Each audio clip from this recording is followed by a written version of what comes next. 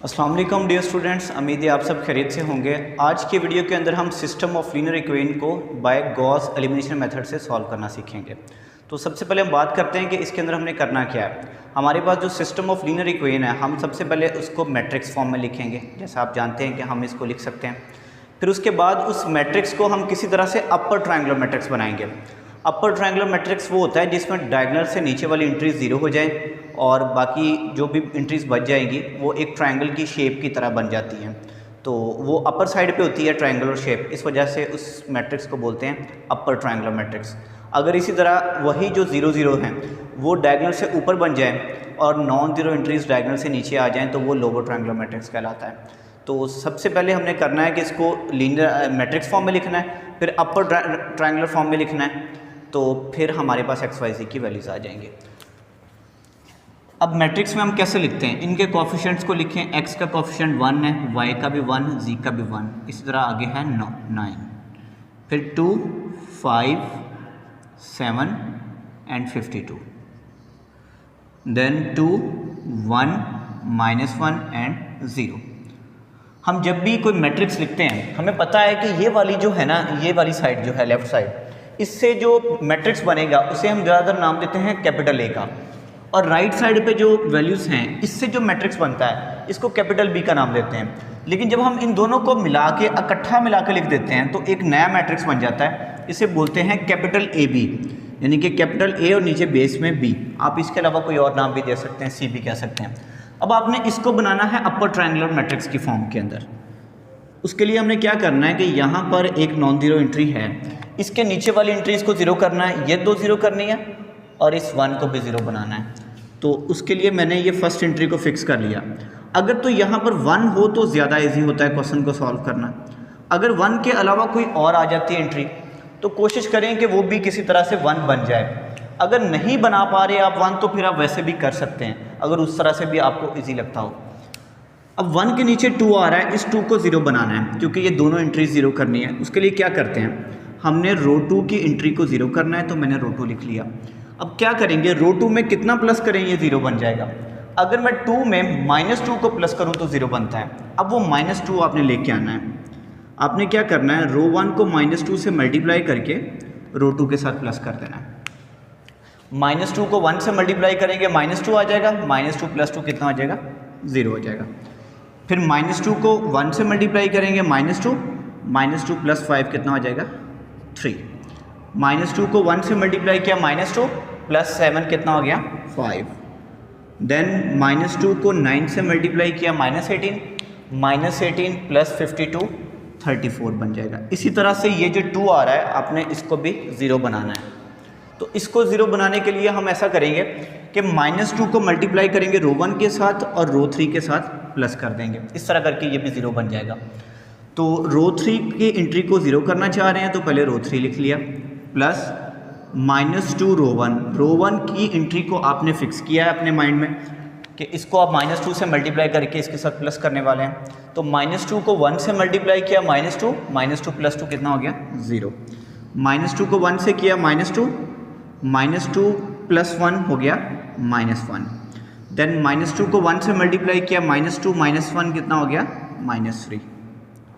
-2 को 9 से मल्टीप्लाई किया -18 + 0 दैट इज -18।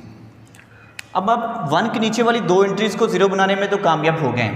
अब यहाँ पे 0 बनाना है इस एंट्री को, ताकि अपर ट्रायंगुलर मैट्रिक्स बन सके। लेकिन ये जो 3 है हमें किसी तरह से आसानी से इसको 0 नहीं बनाने दे रहा। हमें या तो थोड़ी सी कॉम्प्लिकेशंस का सामना करना पड़ेगा या कुछ ऐसा करें कि 3 की जगह पे 1 बना लें। अब इसको 1 बनाने के 2 तरीके हैं। आप सेकंड रो को 3 से डिवाइड कर दें, इस तरह इजीली 1 बन जाएगा। लेकिन बाद में थोड़ा सा मसला बनेगा, यहाँ पे 5/3 आ जाएगा, यहाँ पे 34/3 आ जाएगा, तो फिर उनको सॉल्व करने में थोड़ी प्रॉब्लम आएगी। इसलिए बेहतर ये है कि आप थर्ड रो को 2 से मल्टीप्लाई करें और सेकंड रो के साथ प्लस कर दें, तो ये बन जाएगा -2 और ये +3 हो जाएगा 1, तो यहाँ पे 1 आ जाएगा। मेन मकसद हमारा 1 बनाना है, तो इस तरह इजीली बन जाएगा 1 1 1 एंड 9। उसके बाद थर्ड रो भी वैसे लिख लें 0 -1 -3 एंड -18, क्योंकि चेंज तो हमने सेकंड में करना है। तो आप सेकंड रो में चेंज करने वाले हैं तो इसको मैं पहले लिख रहा हूँ प्लस आपने क्या करना है, रो 3 को 2 से मल्टीप्लाई करना है। तो ये यहाँ पे लिखते हैं 2 रो 3 ताकि ये 1 बने। 2 को 0 से मल्टीप्लाई किया 0, 0 प्लस 0 दैट इज़ 0। 2 को -1 से मल्टीप्लाई किया -2, -2 प्लस 3 1, तो 1 ही बनाना था, बन गया। 2 को -3 से मल्टीप्लाई किया -6, -6 प्लस 5 -1। 2 को -18 से मल्टीप्लाई किया -36, -36 प्लस 34 हो गया -2। तो ये 1 बन चुका है। अब 1 के नीचे वाली एंट्री को 0 करना है किसी तरह से। तो कैसे 0 होगा, -1 है, -1 में अगर 1 प्लस किया जाए तो 0 हो जाता है। तो वो वाला 1 यहाँ ऊपर पड़ा हुआ है, तो हम क्या करेंगे, रो 3 और रो 2 को प्लस कर देंगे ताकि ये कंप्लीट 0 बन जाए। तो फर्स्ट रो वैसे की वैसे ही आएगी, 1 1 1 एंड 9। देन 0 1 -1 -2 ये भी वैसे आ गया। अब जो थर्ड रो थी इसके अंदर चेंज आ रहा है। हम कर क्या रहे हैं, इसमें रो 2 प्लस रो 3 कर रहे हैं ताकि जो है ये वाली एंट्री 0 बन सके। 0 प्लस 0 0 ही हो जाएगा। 1 प्लस -1 यानी कि 1 -1 ये भी 0 बन जाएगा। देन -1 -3 हो गया -4। उसके बाद आ जाएगा जी -2 -18 हो गया -20। आपने रो 2 और रो 3 को प्लस कर दिया। अब उसके बाद ये अपर ट्रायंगुलर मैट्रिक्स बन चुका है। अब यहीं से इसको सॉल्व करना शुरू कर सकते हैं कि सिस्टम ऑफ लीनियर इक्वेशन के फॉर्म में लिख के एक्स वाई जी की वैल्यू निकाल लें। लेकिन मैं रो 3 को थोड़ा सा मजीद सॉल्व करना चाहता हूँ। इसको मैं 4 के साथ डिवाइड कर दूंगा तो ये काफ़ी हद तक सिंपल बन जाएगा। 1 1 1 -9, 0 1 -1 और ये वाला माइनस, यानी यहाँ तक वैसे लिख दिया। अब रो 3 को आपने 4 से डिवाइड कर देना है, -4 से। ये बन जाएगा +1 और ये बन जाएगा 5 डिवाइड करने से। तो आप यहाँ पे लिख देंगे आपने -4 के साथ डिवाइड कर दिया है रो 3 को। उसके बाद अब इसको आप सिस्टम ऑफ लीनियर इक्वेशन की फॉर्म में लिख लें तो ये बन जाएगा 1x + 1y + 1z यानी कि x + y + z = 9। ये बन जाएगा y - z = -2 एंड ये बन जाएगा z = 5। अब ये जो z की वैल्यू है ये आपने यहाँ पर पुट करनी है तो आपके पास y की वैल्यू आ जाएगी। y - z की वैल्यू इधर पुट की 5 दैट इज़ इक्वल टू -2। ये 5 उधर जाके प्लस का हो गया, 5 - 2 हो जाएगा 3। तो y और z निकाल लिया, आपके पास रह गया सिर्फ x। तो x की वैल्यू कैलकुलेट करने के लिए आपने यहाँ पर पुट कर देनी है y z की वैल्यूज़। x + y की वैल्यू 3 एंड z की वैल्यू 5 = 9। तो ये बन जाएगा 3 + 5 8, 8 उधर जाके माइनस का हो जाएगा, 9 - 8 कितना हो जाएगा, 1 आ जाएगा। अब x y z आपने निकाल लिया। अब आपने अपनी तसल्ली करनी है कि जो आपने आंसर निकाले हैं क्या वो ठीक है। तो आपने क्या करना है, ये वाली जो इक्वेशंस हैं इनमें वैल्यूज़ अपनी पुट करके देख लें। x की वैल्यू 1 है, y की 3 है, z की 5 है। यहाँ पे पुट करें 1 + 3 + 5 कितना बन जाएगा, 9 बन जाएगा। तो 9 ही हमें चाहिए था। इधर पुट करके देख लें, x की जगह पे 1 पुट किया, 2 1 = 2 प्लस y की वैल्यू 3, तो 2 + 3 5 माइनस z की वैल्यू 5, वो माइनस करेंगे तो ये क्या आ जाएगा, 0 आ जाएगा। अब यहाँ भी पुट करके देख लेते हैं, 2x, x की वैल्यू कितनी है 1 + 5y, y की वैल्यू है आपके पास 3 + 7z, z की वैल्यू 5। इसे सॉल्व करके 52 आना चाहिए। 2 1 = 2, 5 3 = 15 एंड 7 5 = 35। 35 + 15 होता है 50, 50 + 2 52।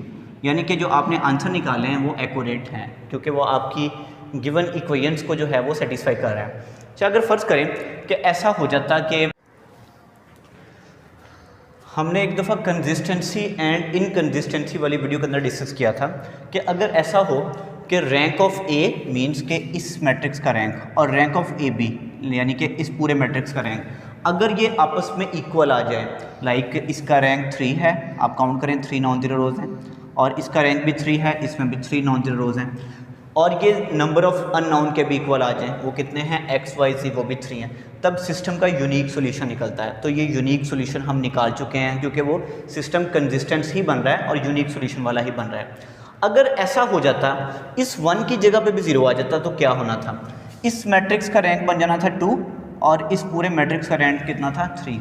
रैंक ऑफ ए और रैंक ऑफ ए बी आपस में इक्वल नहीं होने थे, तब सिस्टम इनकंसिस्टेंट सिस्टम बन जाना था। और इनकंसिस्टेंट सिस्टम वो होता है जिसका सोल्यूशन एग्जिस्ट नहीं करता, तो आप उसका सोल्यूशन नहीं निकाल पाते फिर। तो ये खैर हमने कंसिस्टेंसी वाली एग्जांपल हमारी बन रही है। तो और इनकंसिस्टेंसी वाली अगर देखनी है तो उसके लिए हमारी इनकंसिस्टेंसी वाला जो टॉपिक है उसको देखें, उसके अंदर एग्जांपल्स दी गई हैं। तो उम्मीद करता हूँ कि आपको इस वीडियो के अंदर कुछ ना कुछ सीखने को मिला होगा। इंशाल्लाह नेक्स्ट वीडियो के अंदर हम Gauss elimination, Gauss Jordan method को डिस्कस करेंगे। खुदा हाफिज़।